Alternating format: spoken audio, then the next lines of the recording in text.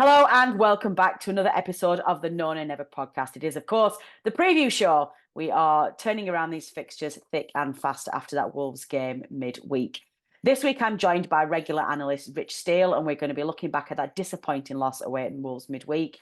The terrifying news that Luca Koleosho has been out will be out for the rest of the season, and what that means for our attacking threat, and exactly what the Clarets can expect at their away trip this weekend to Brighton. So without further ado, let's go.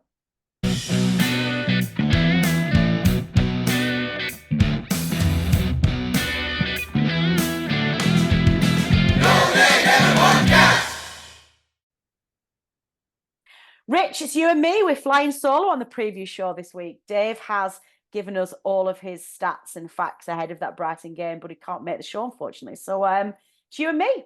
Just two of us. Fantastic. I wouldn't want it any other way. Oh, I see.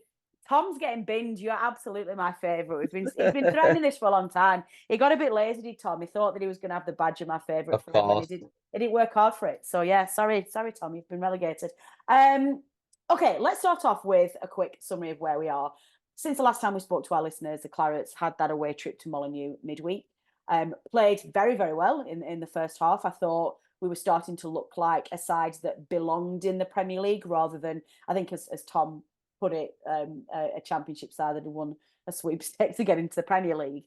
And then we get hit by that devastating goal, and which just completely derailed us, threw us off our tracks, and we never really recovered.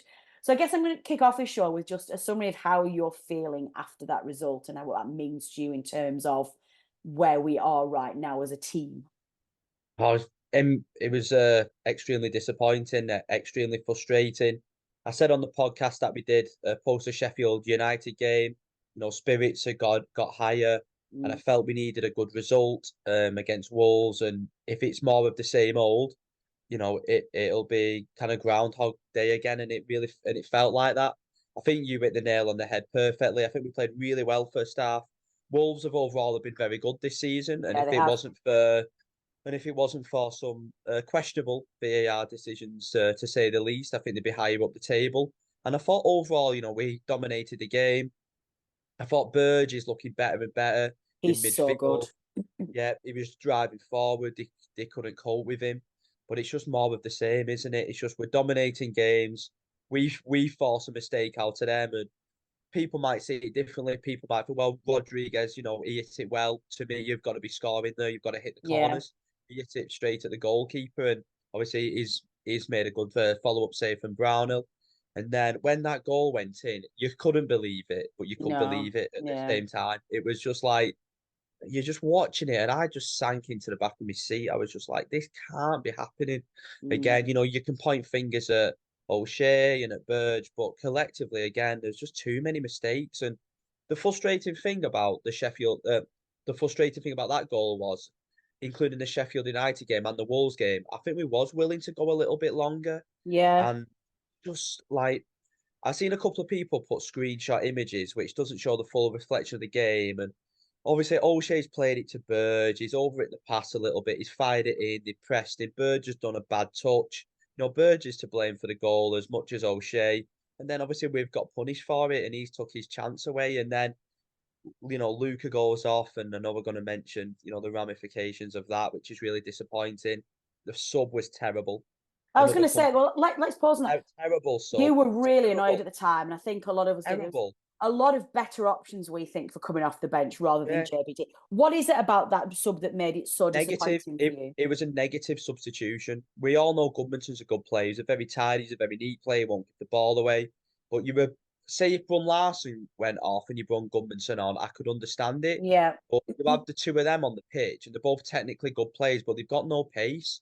And as soon as Koleosho went off, we literally lost our attacking threat. Did. The same happened in the West Ham game when he went off, and I really do worry for us now he's not going to be playing, because for me, as soon as he went off in the remainder of the second half, we had zero threat. Yeah, we looked really poor, didn't we? Second half, we were terrible. Let's just put it, we were terrible. Yeah, we were. That second half performance was awful. Rubbish. It was lackluster, boring. Yeah. So what do you think it was when we did lose Koleosho? Is it just a technical imbalance in the side and that we don't have anybody as excited into play? Is it a mental block that they've got where they're out of shape? I think there's two factors. I think there's two factors to it. If you give Koleosho the ball from 30 yards out, he'll push you up the pitch. He'll run at his defender. He'll beat them one-on-one. He'll cut inside. He'll go on the inside. Even if you win a throw-in, you do get further up the pitch, and then you can get corners. You can build a bit of momentum because he takes defenders away. It gives players like Amdouni more space, and then he's threatening. As soon as Koleosho went off, I don't think Amdouni hardly touched the ball. No. And then there was a few times Gudmundsson got it, and if that was Koleosho instead, Koleosho should be running at the defenders, but Gudmundsson's ends up just turning back inside, passing it, and then you let Wolves get back in the shape.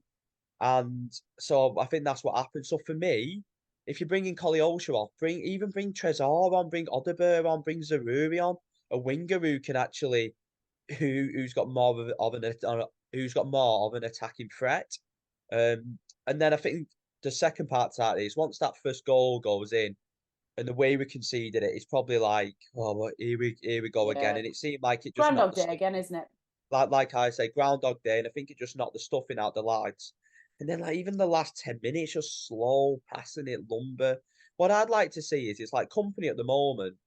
He's just making like for like substitutions. So he'll take a winger off and put another winger on, or like why not try and change shape? Go two up front.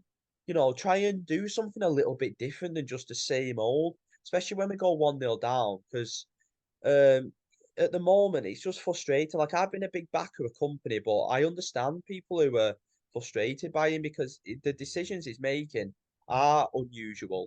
And there's like an unwillingness to change the shape within a game to try and get back in it. So to me, Tuesday night on the back of a really positive on Saturday, I was really despondent after the game. I was really disappointed because it felt like, to me, West Ham and Wolves, we have just thrown points away. We have literally just handed points to our opposition. Yeah.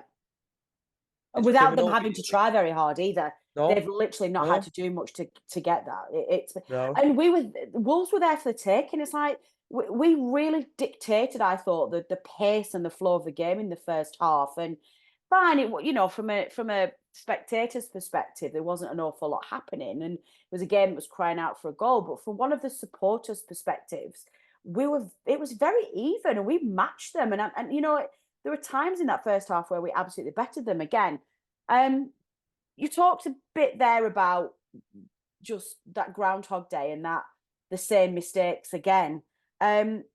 This insistence that we have to be a side that plays out from the back all the time, and it was creeping in again for the Wolves game. We nearly got caught out so many times. And I think over the last couple of games, James Trafford particularly has looked a little bit more confident. He's not had a massive amount to do, I accept that, but he started to get a little bit more strength and a bit quicker.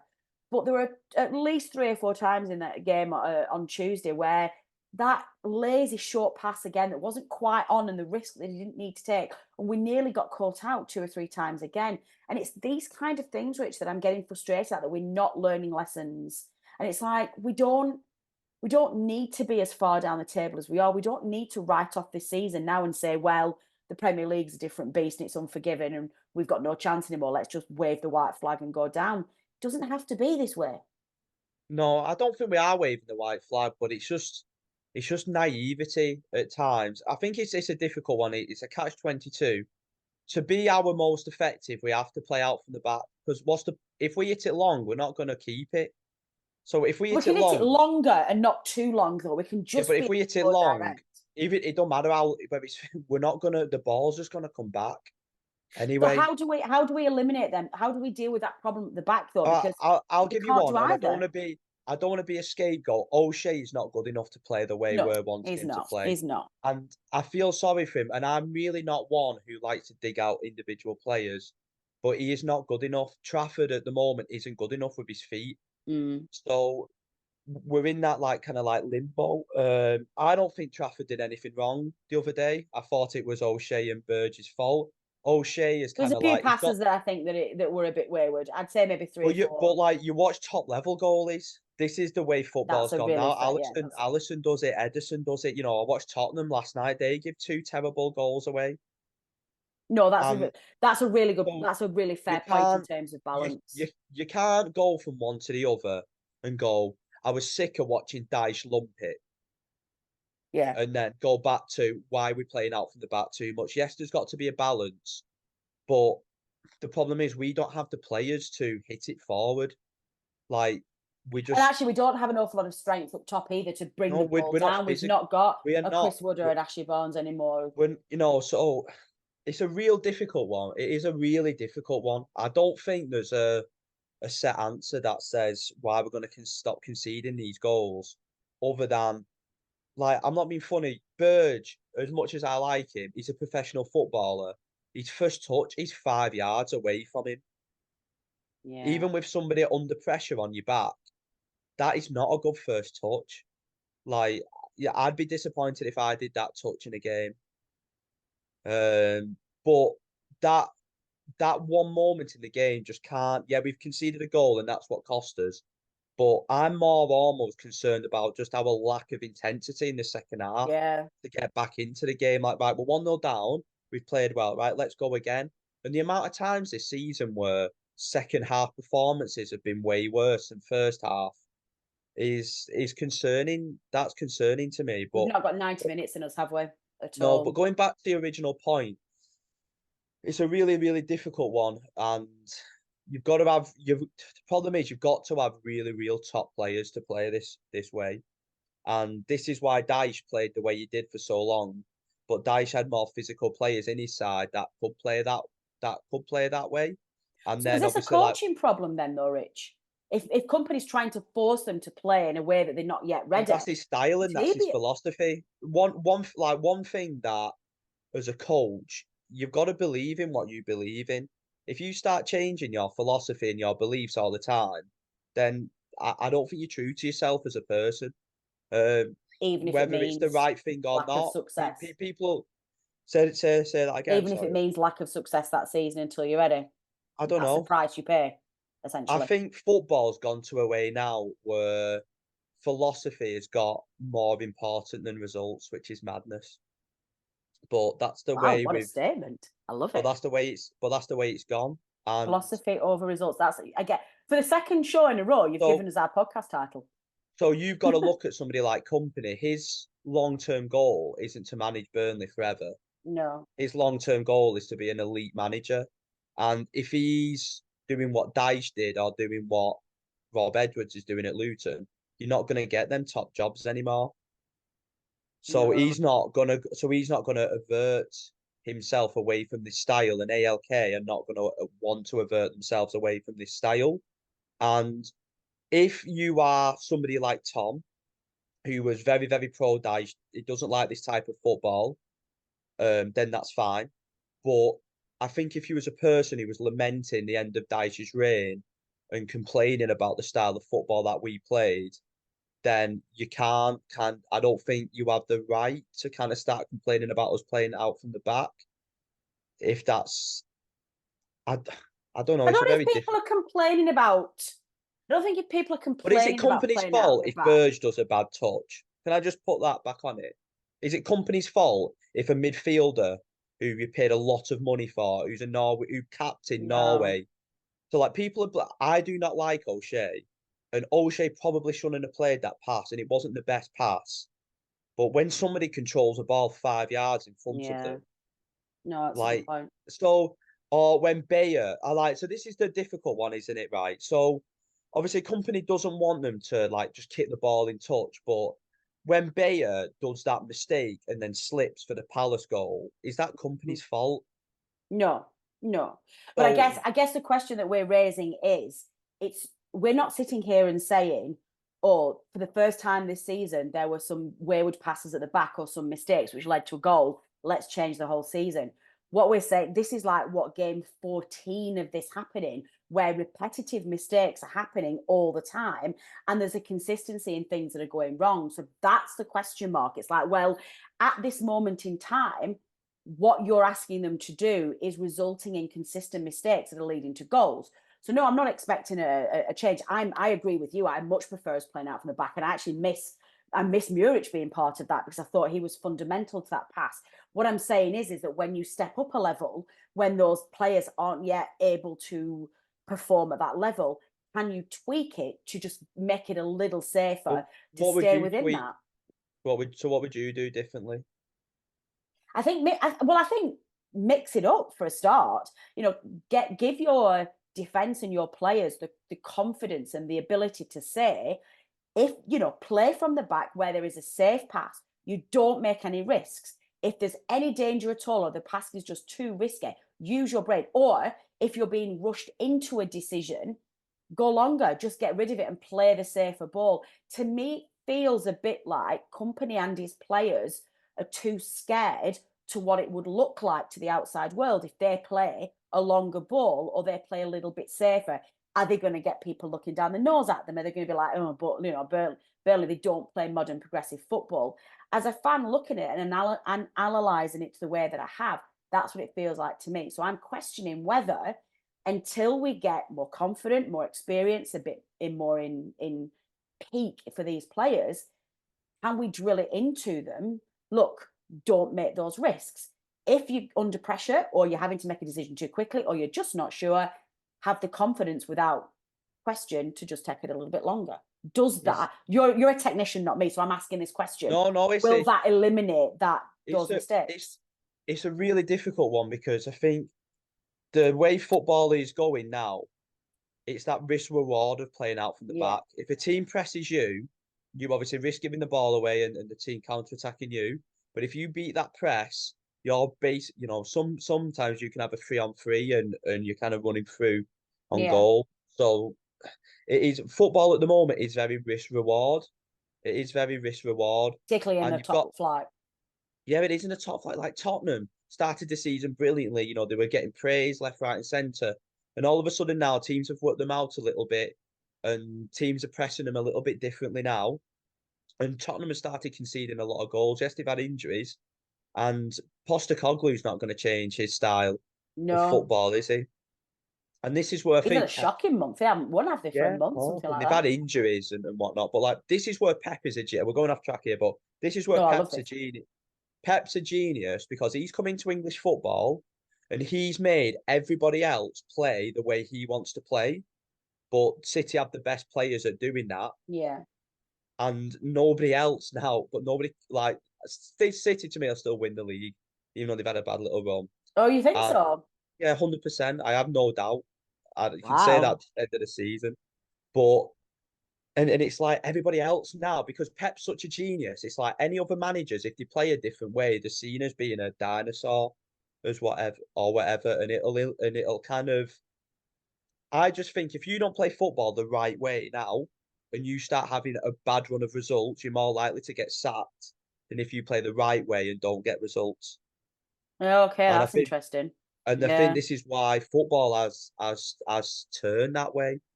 So it's a real It's a. I agree with you. I think there's times. I think. I think there's two parts to this. You've got company obviously telling the players to play that way, and some of the players aren't good enough, which is company's fault. But then at the same time, these guys are still professional footballers. You know, like it's Should not be able to company's rely on fault. them to do their job It's and not be switched company's on. fault if Bayer has a terror. Oh, sorry, if Bayer kind of slips and doesn't head Yeah. the ball away, or if Burge does a poor touch. So the two changes I would make, which you want, at least one in particular, I'd bring Ekdal now Bayer's back. I'd bring Ekdal in for O'Shea. I thought Yeah. Ekdal was Ekdal and superb. Bayer. Yeah. Ekdal is our They have to best. be our first two. That have to be our first choice centre half pairing. Bayer is a bit better on the ball, but Ekdal is our best defender. Yeah. In terms of Agree. just defending, he is our best defender. And I'd still bring. I think Trafford's getting a little bit better, but I just think Muric just suits the way we play a I lot would love more. to see Muric have a chance. I really do. And one I don't think he's ready. I don't think Trafford's ready. No, and one thing we've missed from last season, we found a little bit of a style. We had Barnes up top, who was a bit more physical, and we had Teller, who's running in behind. Now we've got Amdouni playing number 10, who's a fantastic footballer, but he's a different number 10. He's Yeah. someone who drops in a little bit deeper. He takes a ball in a half turn. He won't run in behind. So we've lost that threat, really, that we had from last season in terms of kind of running in Particularly without behind. Foster in the squad as well at the moment Yeah, because he exactly. was. So it's been challenging, and now with Koleosho out, you're kind of thinking, God, what where's the pace going to come from now to stretch teams? I think Odegaard's got that pace, but is he ready yet for the Premier League? He showed glimpses of what he can do, and so I just think was all right when he came on. Yeah, he's decent, but he looks like the wind could blow him over. He's not, he came on deadline day. He's probably not. He had an injury, didn't he? Though even before, so like he's probably not got a chance to get. He's probably not got a chance to get fully fit, and he's been thrown into, and it's not easy. It's we've spent a lot of money, but it's still not easy for a lot of these lads to come and adapt to the style, and everybody's crying out for Zaruri, which is fine. Do I think Zaruri probably should have got more minutes? Yeah. I don't think Zaruri would have made much difference to our points tally this season. No, because it's still a step up for him as well, and some of the challenges that we're facing with some of our wingers, Zaruri is playing the same one. I do find it a little bit odd that he's completely fallen off the radar, and some match days he's not even made the squad. Yeah, Benson's a bit different. He's injured. And apparently the last time. Apparently somebody saw him a few days ago, and I can't remember if it was who told me this. I'll remember shortly. And apparently could barely walk. So we've not had any comms on what's going on with Benson, but apparently he's in a bad way. So not great. Okay. Yeah. No, go on. It's not easy. No, I do agree with what you're saying. I think at times we do need to maybe be a little bit more pragmatic. If the pass isn't on, go a little bit longer. Try and win a channel ball. Try and win some second balls. Get up the pitch. But at the same time to that, it's not always company's fault if players make mistakes. No, I agree. No, I completely agree. Agree. But yeah.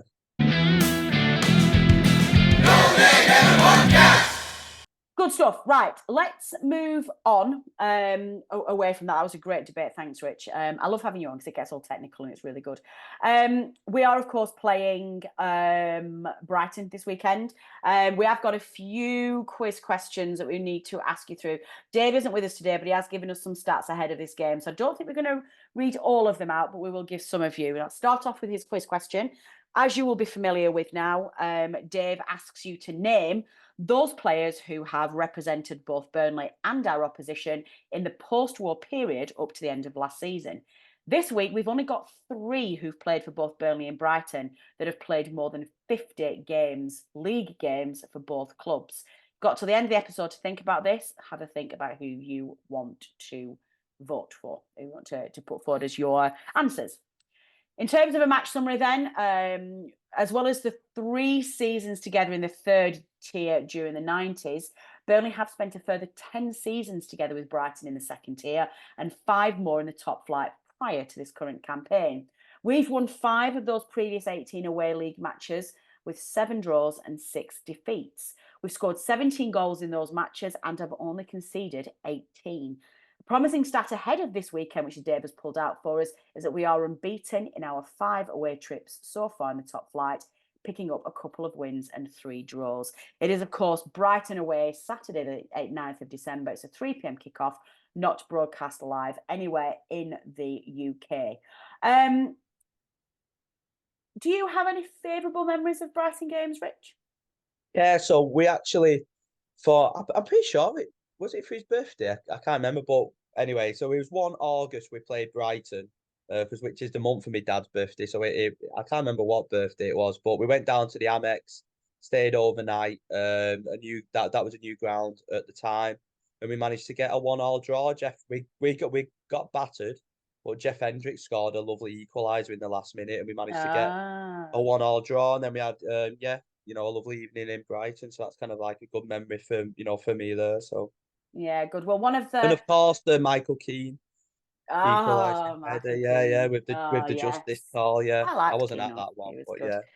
Well, Dave's given us a few matches to look at here. One of his matches in his regular feature of one to remember and one to forget, he gives us a good one to remember. It's Burnley's biggest away win against Brighton and Hove Albion, which came in our most recent Premier League campaign before the current season. That was, of course, February 2022.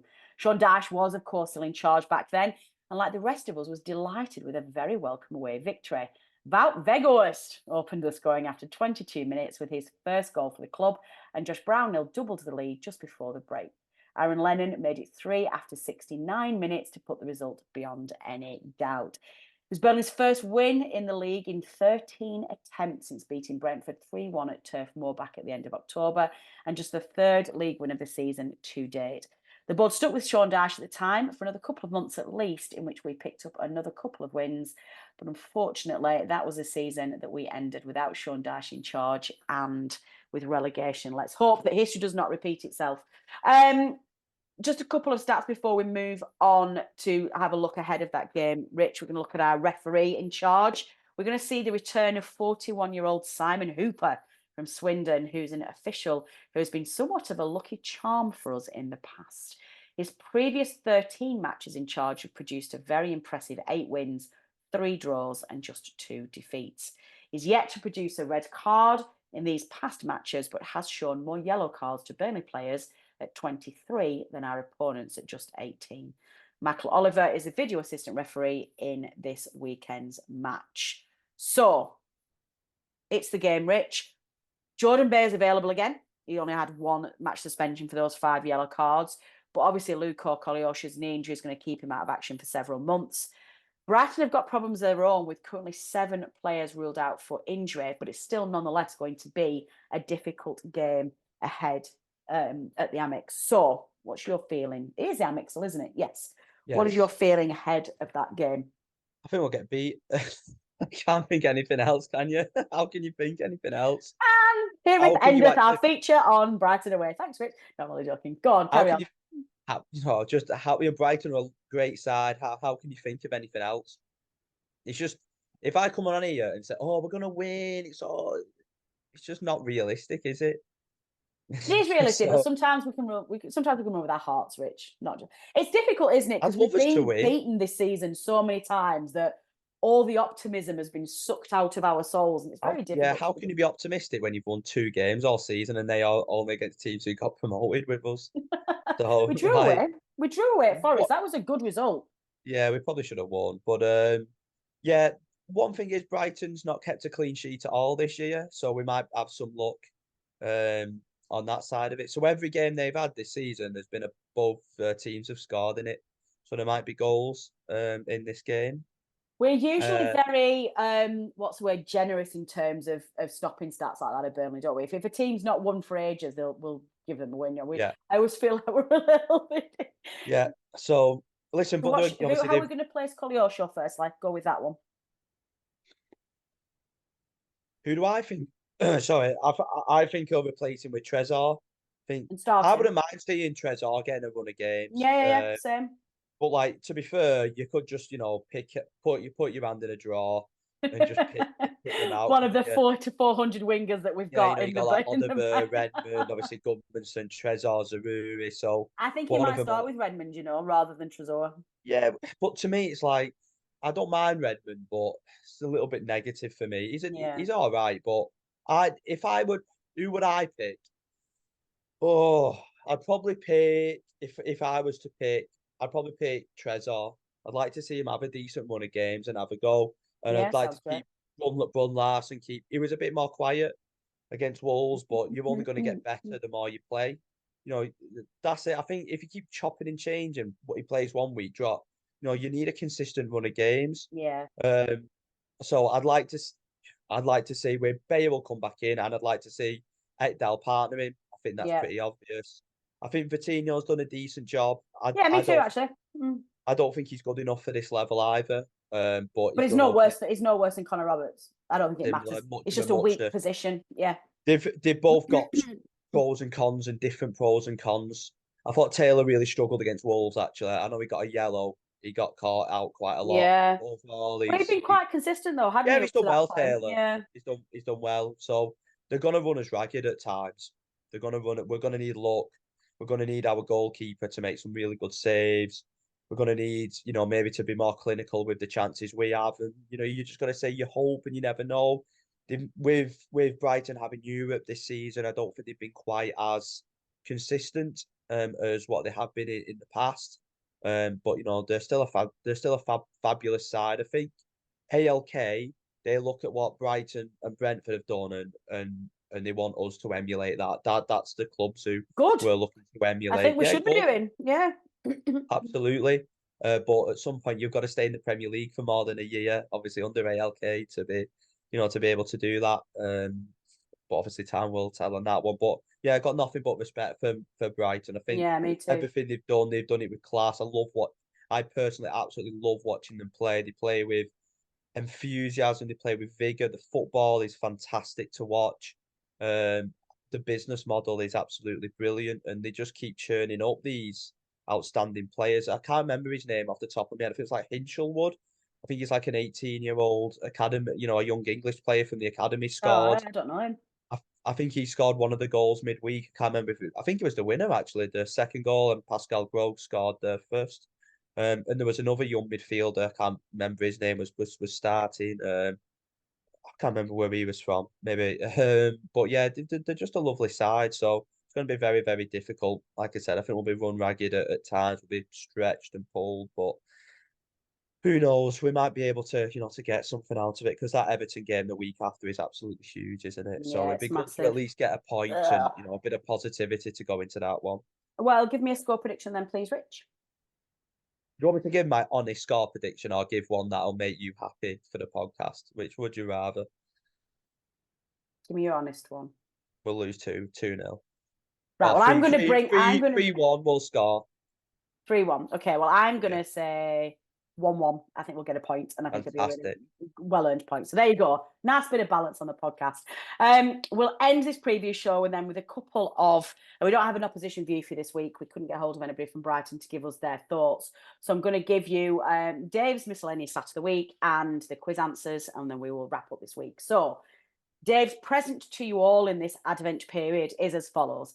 Burnley have failed to keep a clean sheet in any of the Premier League away matches this season, which has been 7 to date, or the last 7 Premier League away matches of the 2021-2022 season, taking that unwanted sequence to 14 games. The last time we managed to keep a clean sheet in a Premier League away match was on our last visit to the Amex at Farmer, which was a 3-way away win we mentioned earlier in our one to remember match. So there you go. That's a good stat. For those of you who were playing along with Dave's quiz question, we asked you which 3 players had locked up more than 50 league appearances for Burnley and Brighton of Albion between the end of 1946 and the end of 22-23 season. Any guesses? One of them. I've got Ashley Barnes. Of course. Ashley Barnes is number 1, 268 appearances for the Clarets, 149 for Brighton. Any others? I've got a random one. I don't know. I know Vokes played for Brighton too, but I think he was only on loan. Correct, of his many loan clubs. Ian Cox. This is a real random shout. I mean, these are all ones, but they are just then they haven't got to more than 50 games. They are quite old ones. The 2s that we want. Coming in at number 2 was Willie Irving. 126 appearances for the Clarets and 69 for Brighton. Lovely gentleman he is as well. Lovely gentleman. Yeah, very lovely gentleman. And Kurt Nogan comes in at number 3, 92 appearances for Burnley and 97 for Brighton. FPL known and ever managers. It's the start of a brand new FPL game week, which will begin with a Saturday afternoon lunchtime kickoff between Palace and Liverpool. So deadline for transfers and team changes will be 11 a.m. on Saturday morning. Green arrows to all of you who are playing along. My thanks as ever go to everybody who has contributed to this previous show. To Statman Dave, who is absent today, but is always in our hearts. Dave, thank you so much for preparing those fantastic stats ahead of a game for me and Rich. Anyway, it really is appreciated, and we can't wait to see you back next week. Rich, for jumping in at the 11th hour and doing a previous show for us. Thank you as ever. And that's all we've got time for. Godspeed to all of you travelling down to Brighton. What a trek that is. I sincerely hope with everything in my body that you get 3 points to bring home with you. You are all legends for making that trip down there. We'll be back next week with an analysis show and a preview show ahead of that Everton game. And we will see you all soon. This has been the preview show brought to you by the Known and Never podcast. Until next time. The Known and Never podcast is brought to you in association with the TalkSport Fan Network. Our host and editor is Natalie Bromley, and the show is produced by Matt Moss. Our resident statistician is Dave Roberts, and our FPL expert is Adam Dennett. The analysis show team is collectively Tom Whitaker, Rich Steele, George Poole, Charlotte Rigby, and Adam Dennett. Our music is provided by George Gaskell, and our newsletter team is headed up by Jamie Smith. If you don't already, you can subscribe to our newsletter by visiting nonanever.substack.com. Thanks as ever go to our partners TalkSport. We are proud to be associated with the TalkSport Fan Network.